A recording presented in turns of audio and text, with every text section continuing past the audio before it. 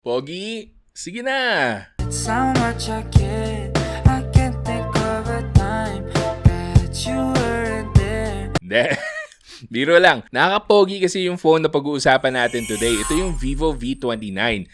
Well, nakakapogi and nakakaganda. Of course, maging inclusive tayo. So kasama dapat talaga yung mga girls dito. Lalo na actually yung mga girls. Dahil para sa inyo talaga to. Dahil ito yung tinatawag nilang Portrait Master.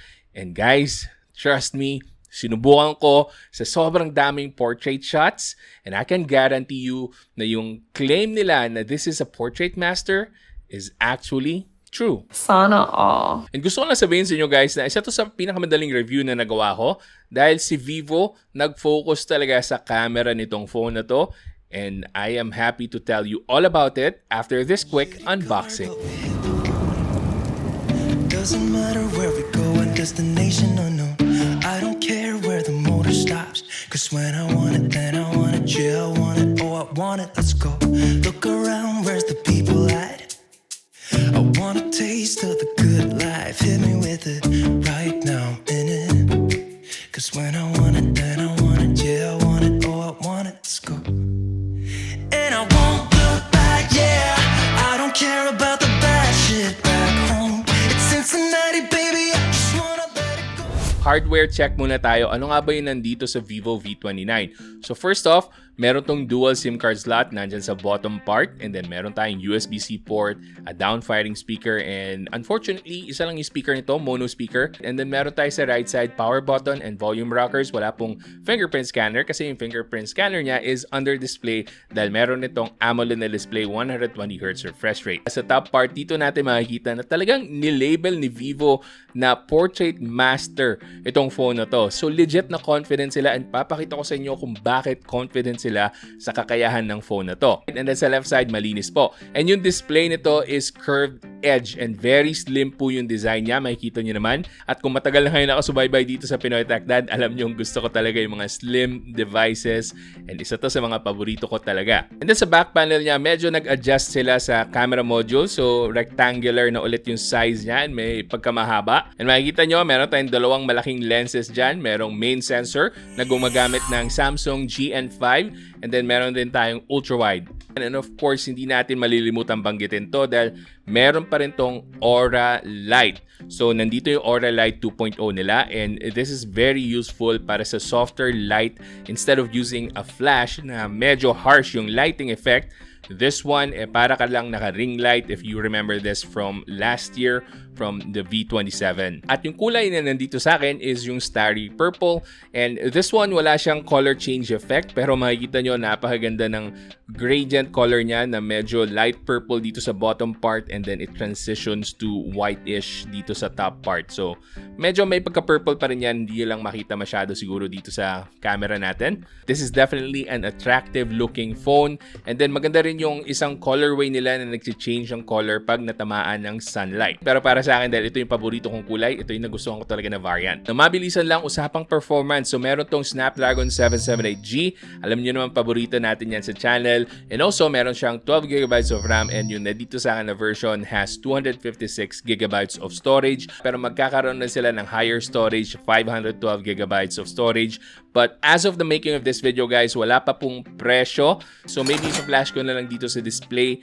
Baka pwedeng i-add ni editor natin. Actually, yung Snapdragon 778G rin yung isa sa dahilan kung bakit naging madali para sa akin yung review nito, dahil maasahan natin yung Antutu benchmark points niya nasa 590,000 Antutu benchmark points. Mataas po yun para sa isang mid-range device. At pagdating sa regular phone use, of course, for calls, for text, for messaging, for social media, for browsing the internet, basic na basic lang po yan para sa Snapdragon 778G. Maasahan nyo pong very smooth po yung user experience dito, lalo na't very well optimized yung FunTouch OS 13, of course, with Android 13 out of the box. Siyempre, panigurado, meron pa rin iba sa inyo na interested pa rin sa gaming dito sa isang camera phone tulad ng vivo V29. So, I'm happy to tell you na ganun pa rin yung performance ng Snapdragon 778G. So, kung maglalaro lang kayo ng games like Mobile Legends, Call of Duty Mobile, or any other games na mas mahina pa doon, kahit na isagad nyo yung graphical settings, smooth na smooth po yung user experience nyo.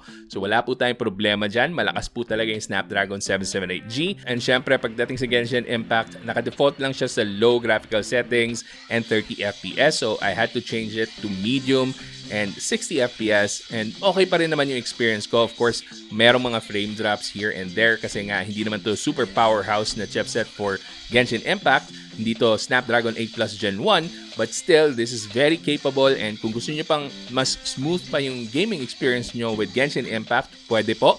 But you will have to lower the graphical settings down to the default, yung low graphical settings, and maybe 30 FPS kung ayaw nyo talagang masagad ng sobra yung chipset na to. And actually, na-appreciate ko dito sa vivo V29 na meron pa rin naman tayong mga game options para ma-optimize natin or ma-enhance natin yung gaming experience. So meron tayong quick access sidebar pag nag-gaming tayo para i-turn off natin yung notifications or automatic na i-reject yung mga calls or i-allow natin yung background calls. And then meron pa tayong option to boost the performance kung sakaling nakukulangan pa kayo. But overall, I wouldn't really recommend this for hardcore gaming. Of course, there are better phones out there na meant for gaming. This one is truly meant for taking photos and selfies and portrait shots and videos as well. Pero mamaya natin pag-usapan yon. Pag-usapan natin na mabilisan yung display nito. So meron tong 120Hz na AMOLED display, and sinasabi nila na 1.5K yung resolution nito. So it's slightly better than Full HD, and then curved edge yung display niya. So flagship level po yung datingan ng display nito. And kung manonood kayo ng Netflix dito, naka-wideband level 1 na siya, and available yung HDR10 capability nito. So kung manonood kayo ng Netflix,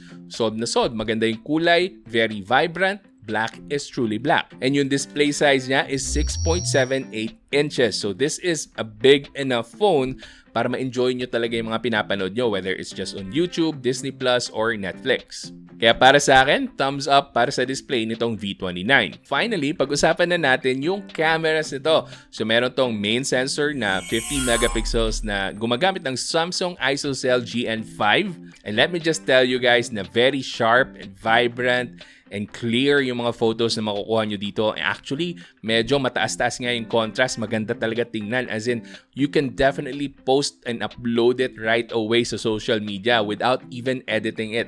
Panalo na po agad yung photos na makukuha nyo dito. Yung image processing niya kasi, it tries to make your photos look like it was taken by a professional. So kahit na amateur lang kayo, naka-automatic mode lang kayo sa pagkuha nyo ng photos, talagang it's gonna do its best para magmukhang maganda talaga yung photos na ma-snap nyo. So maganda talaga yung mga photos na makukuha nyo dito, especially in broad daylight and sa tamang lighting scenario. But that doesn't mean na pangit yung indoor quality photos na makukuha nyo dito. Actually, you'll be surprised na kahit minsan sa low light, maganda pa rin yung photos na may snap nyo. Tulad na lang ng sample photo natin dito sa pusa. Nagulat ako kasi akala ko mawawala na yung details dito sa balahibo niya. Usually kasi pag sa other camera phones, yung details sa balahibo ng mga pets ang unang nawawala or nade-degrade pagdating sa low light photos. So dito, intact pa rin yung details dito sa fur ng pusa. Decent rin yung makukuha yung photos for night mode. Maganda po yung night mode na ginamit nila dito. Talagang merong adjustment, and it does its best para makontrol niya yung lighting para hindi mag-spill over sa details ng ibang bagay dito sa photos nyo. Yung ultra-wide naman niya is what you would expect from other devices at this price range. So, ibig sabihin lang po nun, pwede na, but it's not something that I would use all the time. Mas okay pa rin talaga yung main sensor niya. Yung selfie camera naman niya, it's okay. It takes usable photos. Naka-on lang talaga yung beautification by default. So, nakita nyo dito sa sample photos natin, I definitely look younger. So if you wanna look younger, gamitin nyo lang yung selfie camera nito. And for selfie videos naman, approved tayo dito. Naka 4K 30 FPS po yung video quality natin. Yun nga lang, hindi siya ganun ka-stable. If you want a more stable footage, you will have to go down sa 1080p na resolution. But for me, okay na yung 4K 30 FPS, hindi masyadong mauga, and nando pa rin yung sharpness ng details, hindi masyadong filtered yung mukha ko, and definitely usable yung footage na makukuha natin. But where the vivo V29 truly shines is when it comes to portraits. Naalala nyo, nakalagay nga dito sa top part ng phone na to, professional portrait. And eto yung mga samples natin ng portrait mode dito sa main camera niya. Panalong panalo guys, as in wow. Lalo na pag perfect yung lighting scenario, eto po. Nakikita nyo naman, di ba? Parang hindi cellphone ang pinangkuha ng photos ng mga portrait shots na pinapakita ko sa inyo. But take note guys, to achieve those kinds of photos, dapat maganda po talaga yung lighting scenario, and nagkataon na nandito tayo sa studio, so meron tayong perfect lighting. Na pagdating sa unfavorable na lighting scenarios, of course, expect nyo na medyo lower quality ang makukuha natin. Pero sobrang napahanga ako sa quality ng portrait mode. Yes, may beautification, may smoothening sa mukha na nangyari, but that is how you take good portrait photos anyway. Talaga naman kasi pinapaganda ang mukha ng subject pag yung professional na ang kumuha, talagang ini-edit sa Photoshop para kuminis, and that is what you get. Hindi mo na kailangan mag-edit pa sa Photoshop. Out of the box, yan na yung mga portrait shots nyo. So pwede nyo ipa-print, ipa-frame nyo, or pwede nyo gamitin as your profile picture sa mga social media accounts nyo, or pwedeng profile picture sa Tinder accounts nyo, di ba? Whatever, kung ano man yung trip nyo. Basta maganda po talaga yung portrait shots nito. Napahanga po ako. And then yung algorithm nila, almost perfect. And I say almost perfect kasi hindi pa talaga siya fully perfect. Hindi pa siya 100% perfect yung edge detection natin. Minsan may mga small details na hindi perfect yung pagka-cutout, but for the most part, siguro 98% or 99% ng mga shots ko, satisfied ako sa outline and sa bokeh effect na binigay sa atin ng phone na to. So I would say kung mahilig ka mag-selfie, this is your go-to device. Kung mahilig ka kumuha ng mga portrait shots ng human subjects, panalong-panalo to. But of course, let's not forget na para sa mga challenging scenarios, nandito po yung aura light para makatulong sa lighting conditions natin. So, pwede nyong iset sa automatic or pwede nyong i-adjust by yourself. Kung medyo cool pa yung effect, pwede nyong gawin warm light, yung aura light. So, napaka-useful talaga nito for different lighting scenarios. Yung ring light effect kasi nito is more preferred talaga pag kumukuha ng portrait shots rather than having that flash na medyo harsh yung lighting condition na binibigay sa atin. So para sa softer lighting, softer looking skin, ito yung aura light yung dapat nyong gamitin para perfect na perfect yung kalalabasan ng portrait shots nyo.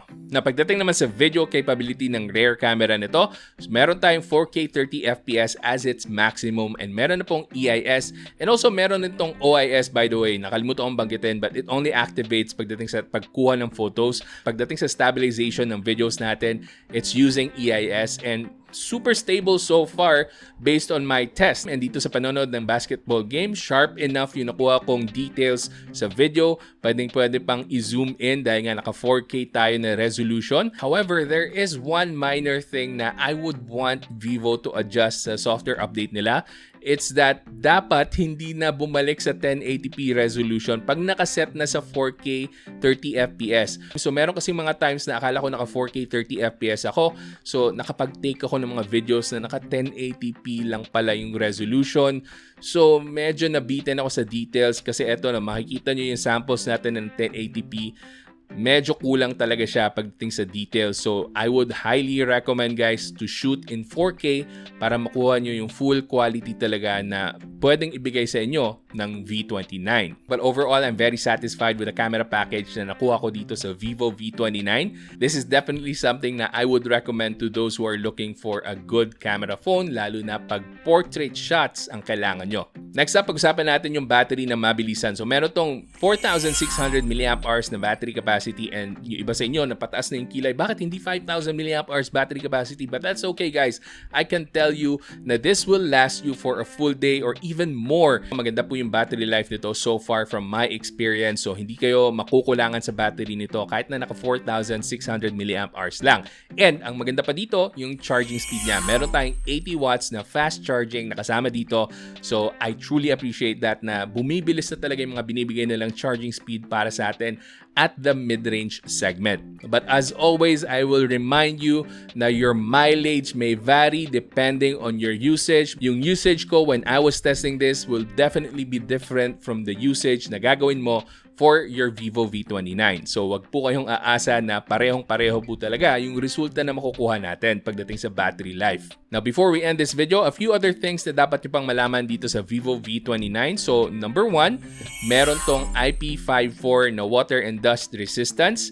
And number 2, wala po tong headphone jack. And number 3, wala rin siyang expandable memory card slot. And then para naman sa presyo niya, ipa-flash ko na lang po dito. But as of the making of this video, hindi ko po alam concretely kung magkano yung presyo nito. But I assume that this would be priced around the same price ng vivo V27. And at that price, although naka Snapdragon 778G lang siya and I would have wanted a higher chipset for this one, okay na okay pa rin sa akin kasi number 1, maganda yung image processing ng Snapdragon 778G. And of course, number 2, kung i-consider nyo itong vivo V29, you are definitely looking at its camera performance and pasadong-pasado sa akin yung camera performance itong V29. At panghuli, pwede pa rin to for gaming, but of course, huwag nyong isasagad dahil hindi po to for hardcore gaming dahil kita nyo naman very slim yung body nito. So hindi po ganun kaganda yung thermal performance nito. Lahat po ng slim phones, hindi po sobrang ganda yung performance nila pag sinagad nyo for gaming. Alright, so kung gusto mong bumili ng vivo V29, lahat po ng links nandyan sa description box. And what do you guys think about the vivo V29? Bibili ba kayo nito? Hanap nyo ba yung magandang camera phone? Let me know in the comment section yung thoughts nyo. And kung gusto pang manood ng mga videos ko, may mga ililink po ako dyan. Panigurado, magugustuhan nyo yung mga yan. So hanggang sa susunod, ako nga pala ulit si Janus ng Pinoy Techdad. Kita-kita ulit tayo. She drives him crazy when she's looking like that. The way she's